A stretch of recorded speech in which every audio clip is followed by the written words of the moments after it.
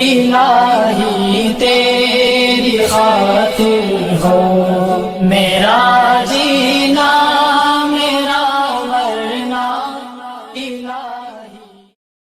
حضرت عقبہ بن عامر رضی اللہ تعالی عنہ فرماتے ہیں کہ میں نے رسول اللہ صلی اللہ علیہ وسلم کو یہ ارشاد فرماتے ہوئے سنا، تمہارے رب اس بکری چرانے والے سے بے حد خوش ہوتے ہیں جو کسی پہاڑ کی چوٹی پر اذان کہتا ہے اور نماز پڑھتا ہے۔